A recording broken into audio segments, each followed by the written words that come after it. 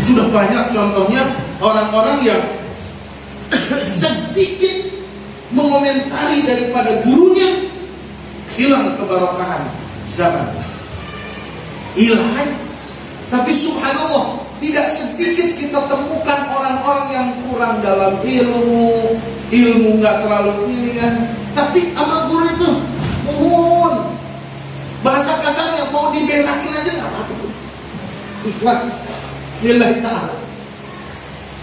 Sok hidupnya berkah. Ya, seorang makmum raksahu terhadap kepalanya qoblal imami, sebelum mengangkatnya imam kepalanya, fi ruku'i was sujudi, di dalam ruku dan sujud.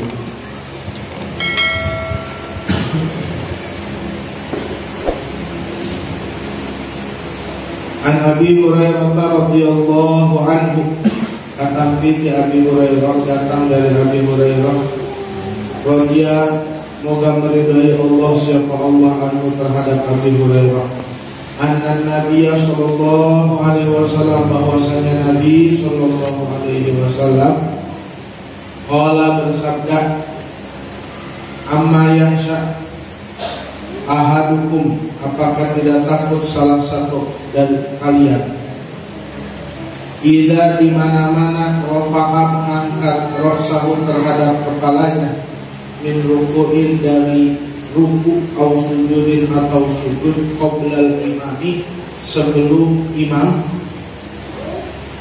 dari apa? Ayyaj'ala, dari menjadikan Allah siapa Allah ra'sahu terhadap kepalanya, suman ra'sa himarin, seperti kepala himar, atau menjadi kepala himar. Au yaj'ala, atau menjadikan Allah siapa Allah suratahu terhadap bentuknya, si ahadukum surata himarin, kepala himar.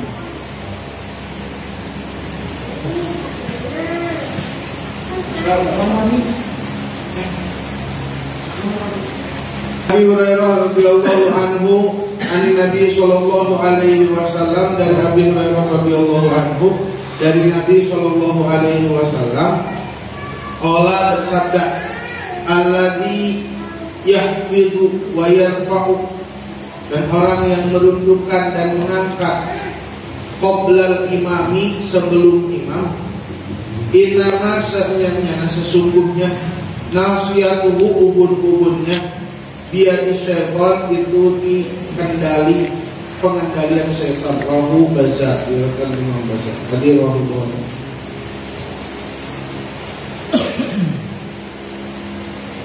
Para jamaah, para alumni yang dimuliakan oleh Allah Subhanahu wa taala, para kiai, para santri, khususnya guru kita semua, Presiden ini, mudah-mudahan Allah panjangkan umurnya dalam keadaan sehat walafiat. Amin ya Allah ya Rabbal Alamin. Halaman ke-67 ya. Halaman ke-67. Takut ada yang belum tahu. Misalnya belum tahu yang jarang tahu. Yang jarang tahu ya. Enggak jarang ngaji, saya enggak ngomong jarang ngaji. Kalau ngaji insyaallah tiap hari ngaji. Bukan jarang ngaji. Mudah-mudahan kita diberikan pengertian oleh Allah.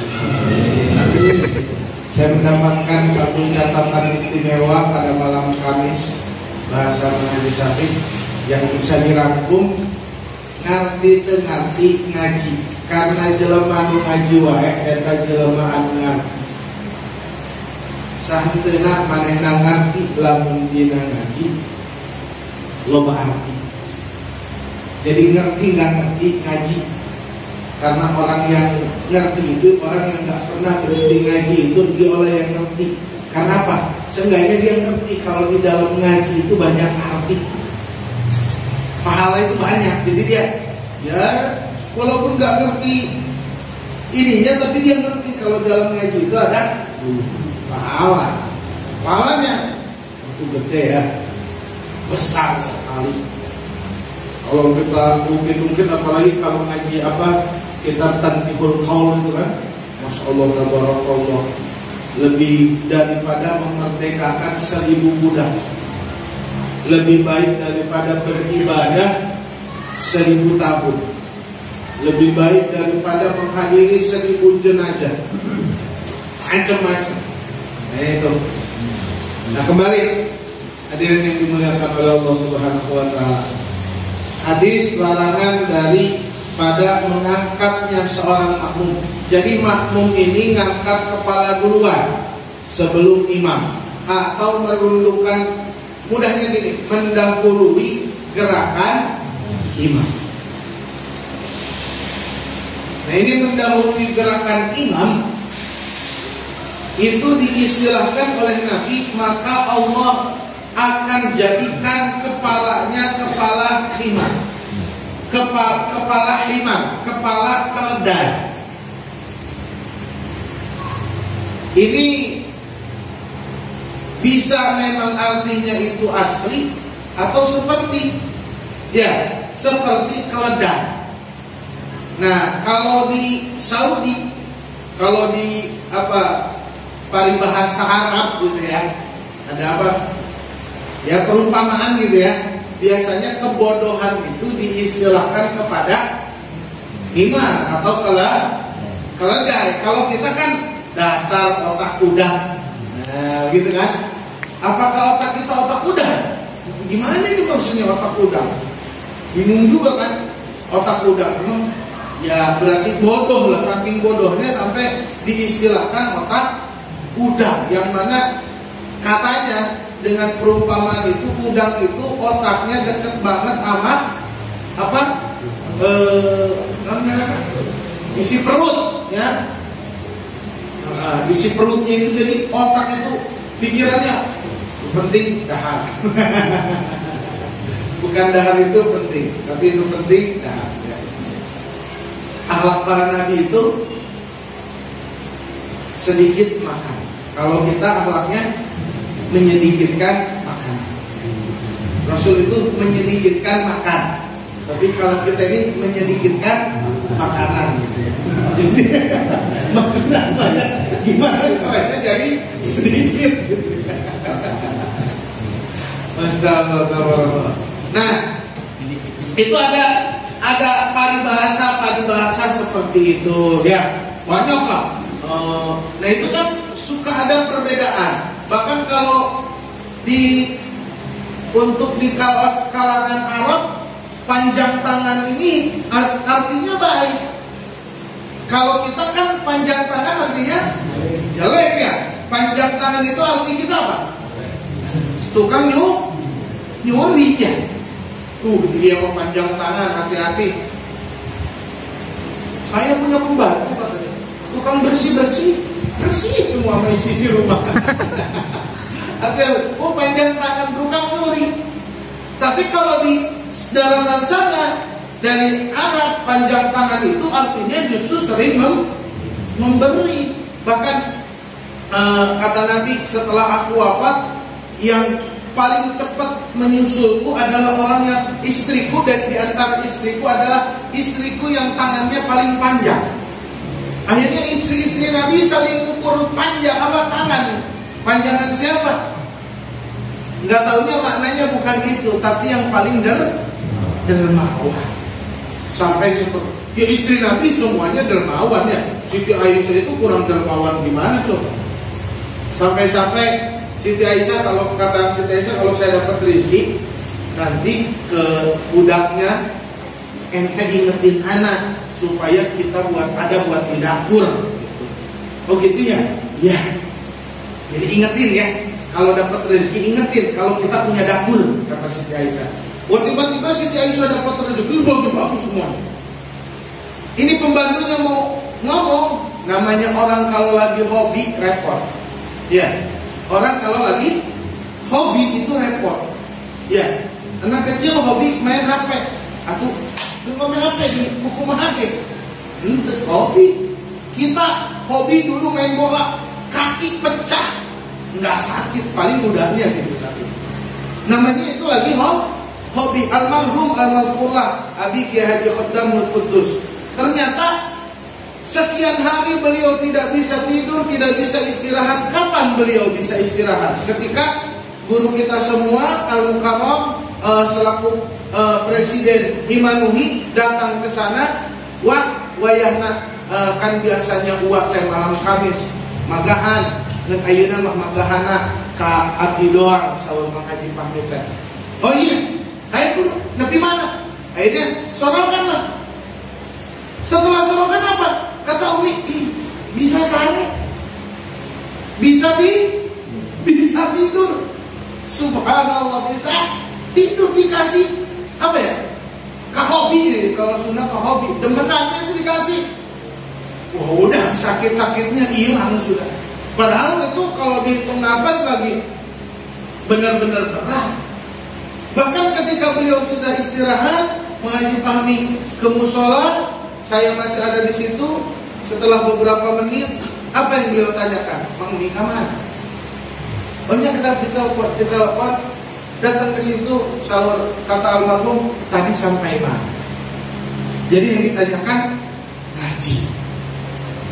Jadi ngaji benar-benar ngaji sampai mati, bukan sampai mati nggak mau ngaji. Sampai mati gua kagak mau ngaji. Wih serem ini orang mati. Serem banget gitu ya. Masya Allah. Ya nggak apa-apa ya, namanya juga manusia ya. Niatu amilin macam-macam modelnya ya. Ada yang harus di-backup dulu, ada yang harus di-kontrol, ada. Ada yang udah di-kontrol, udah di ini, udah nggak ngaji baik. Itu alador bayini kabelah dua hulu. Minhak setengah dari 100, otaknya alador bayini belah dua hulu.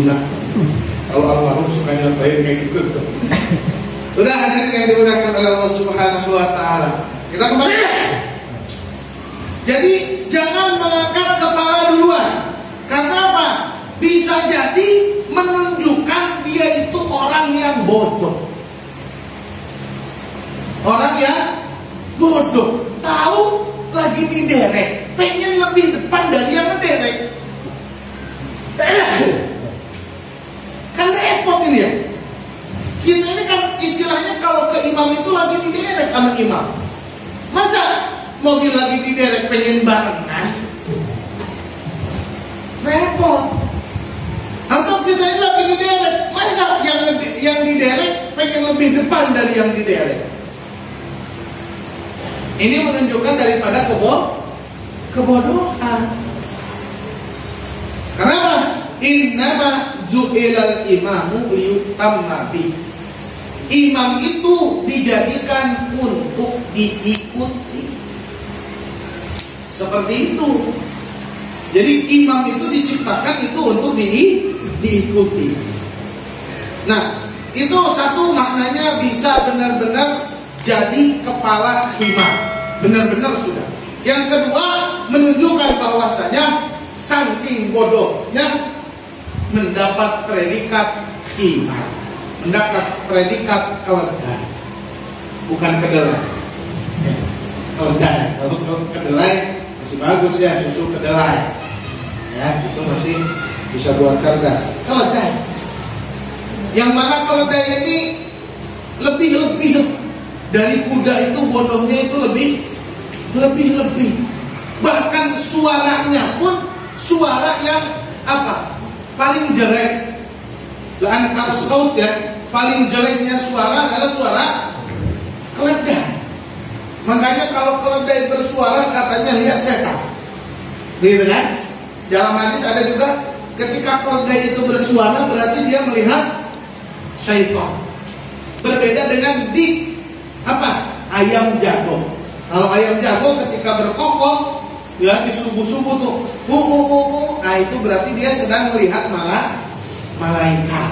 Makanya kalau guru kita di Haji Syafiqul Wahdi harus banyak mengambil pelajaran daripada ayam jago. Satu, ayam jago itu bangunnya lebih awal daripada manusia. dan dia suka membangunkan manusia. Yang kedua, ayam jago ini anaknya banyak, tapi nggak pusing mikirin anak. Yang ketiga, bininya juga banyak. Nih para asatid, makanya ya. Munasabah kata Mang Haji Pampi ya, daripada keluarga yang bagus suaranya itu biasanya yang punya istri banyak. Seperti itu ya. Jadi mohon maaf kepada alumni yang suaranya seperti himar ya.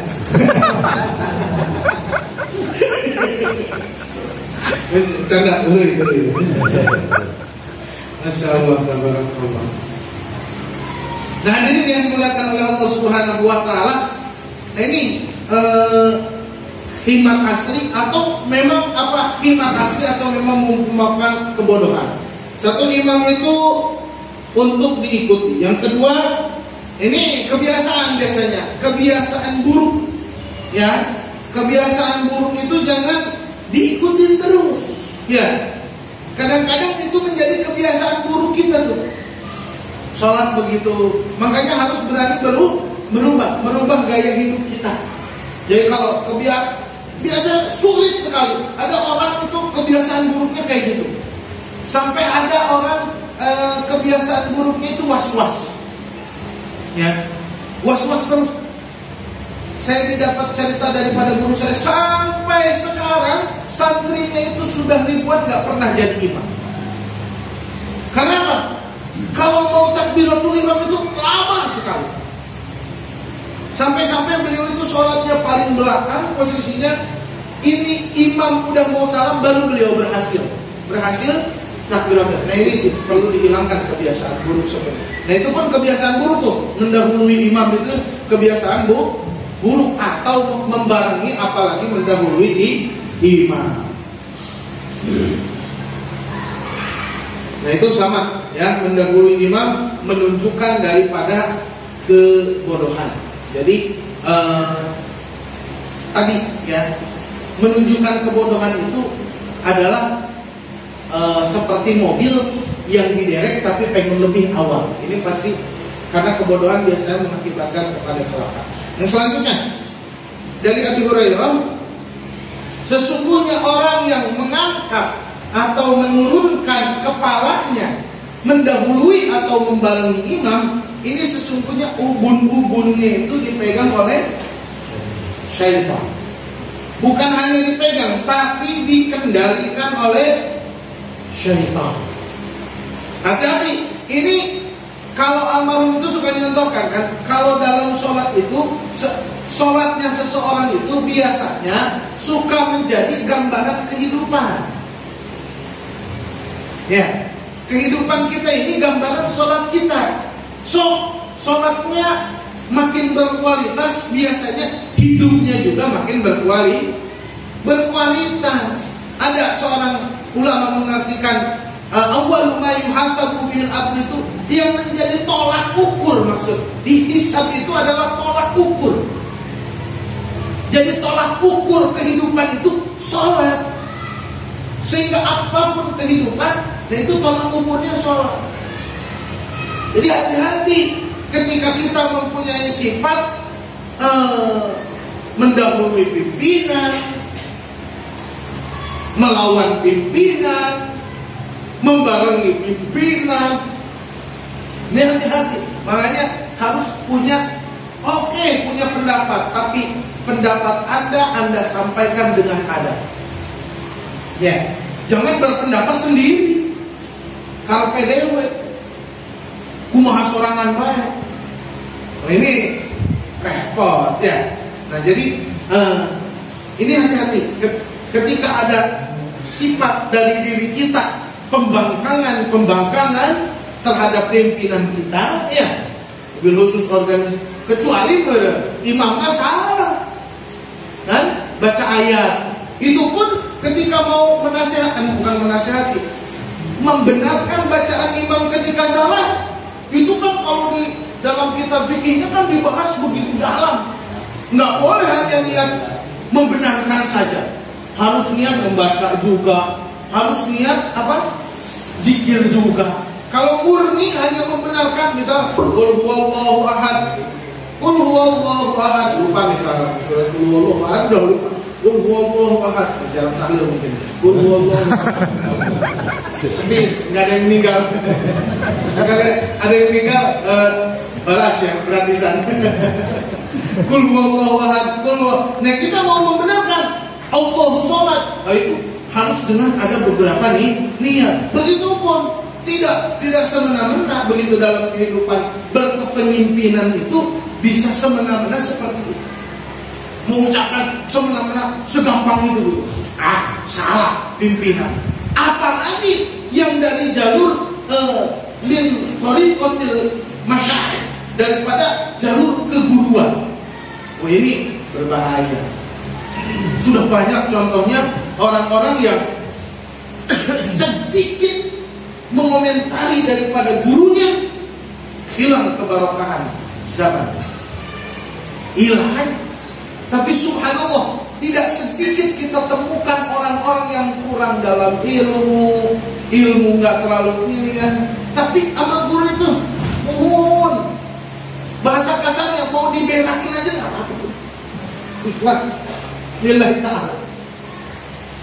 Sok hidupnya berkah. Subhanallah. Nah, ini ada adab-adabnya ya dalam membenahi struktur-struktur. Jadi kembali nilai sholat kita akan menjadi juga nilai kehidupan kita. Ya, nilai sholat menjadi nilai kehidupan. Bagaimana kita sholat beriman kepada seseorang, itu pun akan menjadi kedudukan kita beriman kepada pimpinan kita yang di luar sholat. Nah, mudah-mudahan Allah Subhanahu wa Ta'ala jadikan sholat-sholat kita sholat-sholat yang makbulah, sholat-sholat yang bisa tanha anil fahsya wal munkar. Mudah-mudahan sholat kita dijadikan sholat-sholat yang khusyuk, sholat-sholat yang diterima oleh Allah Subhanahu wa Ta'ala. Begitupun sholat berjamaah kita dijadikan sholat yang bernilai besar di sisi Allah Subhanahu wa Ta'ala. Adanya Allah yang bermain-main, saya mohon maaf kepada seluruhnya, untuk khusus kepada guru-guru saya. Adanya Allah yang bermain-main, Wassalamualaikum warahmatullahi wabarakatuh.